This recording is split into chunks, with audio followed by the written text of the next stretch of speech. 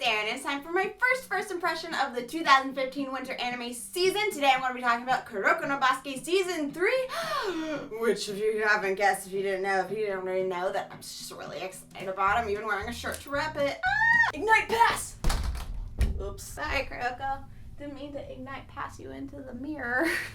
This first impression is based off of the first episode only, so let's get started. The first half of the episode is a recap of the previous season, done cleverly in the form of an interview by a basketball magazine. While I didn't necessarily want to spend the first few precious moments of the premiere episode re-watching stuff I'd already seen, I still thought it was a great way to really pull the viewer back into the experience and pump us up by re-showing us all the badass moments that happened last season. And while the first bit of it is recap, the rest of the episode is dedicated to building up the next match of the Winter Cup, which is Kaijo versus Fukuda Sogo, aka Kisei versus Haizaki, a player who was previously one of the starters for Teiko until he was forced out by Akashi and Kisei took over his position. Immediately revealed to be an absolutely detestable dick face, Haizaki is referred to by his previous teammates as dangerous, an adjective he seems to bathe in as we witness him beating up Himuru and Alex, as well as threatening Kisei. Haizaki is, in my opinion, the weakest antagonist we've seen in the show so far, because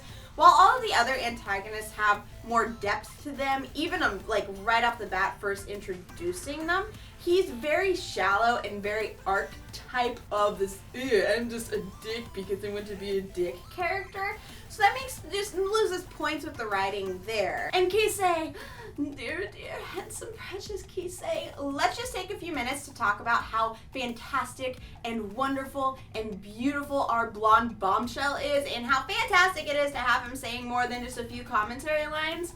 I've missed him so much. Hot diggity dang, was he looking good this episode? Increased animation budget plus Kisei is a gift from the anime gods, I am convinced. I absolutely loved getting to see Kisei be so intense and cool this episode. He's often painted both in the anime and in the fandom a lot of times as being just this airheaded pretty boy, but he's really not. He has a lot more depth to him than that. He's competitive and also figuring out who he really wants to be as a player while also struggling with a potential injury.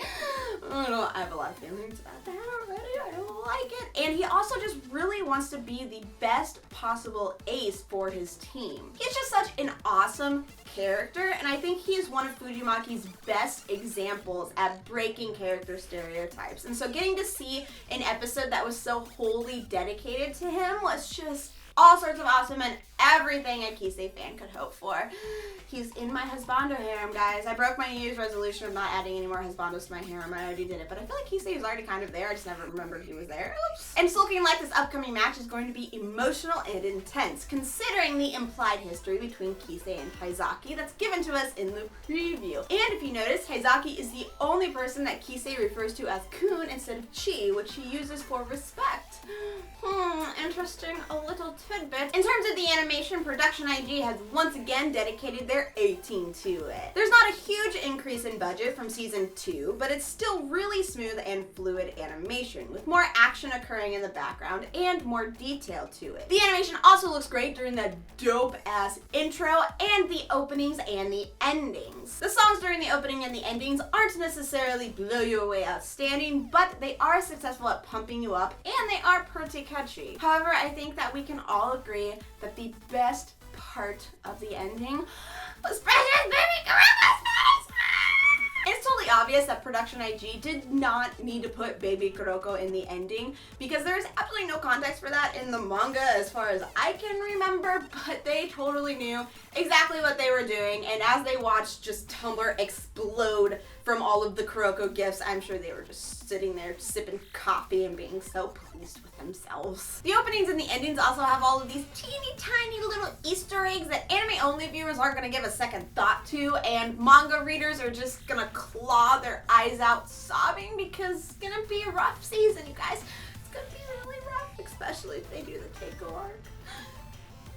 Overall, Kuroko no Basuke Season 3 does a wonderful job at jumping right back into the basketball action we all know and love. If this is the first episode of Kuroko no Basuke you've seen ever, then you need to just stop, back it up, and go start at Season 1. Because there's so much character development that happens in the first two seasons that need that you need to really appreciate what's happening in this first episode and in the rest of the season to come. So, just stop. It's not really welcoming to people who haven't watched the first 2 seasons. So go watch because they're fantastic. Yeah!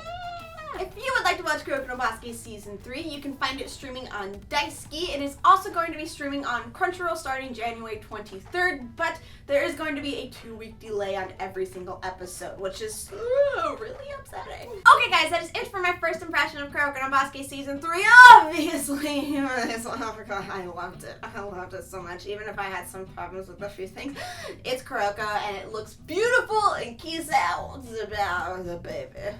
I don't know. Did that make sense? I don't even know. Let me know in the comments down below what your guys' thoughts on Kuroko no Basuke Season 3 are so far, as well as some suggestions for what other 2 anime you'd like me to do first impressions on this season. I've got a few that I'm thinking of and kind of leaning towards, but I'd also see what kind of suggestions you guys would like to see me do. Yes. If you'd like to find me on any other social media sites, I'm HappiLeeErin all across the everything. Links are in the description down below. I hope you guys are having a fantastic anime and Kuroko no Basuke filled day, and I'll talk to you later. Bye bye!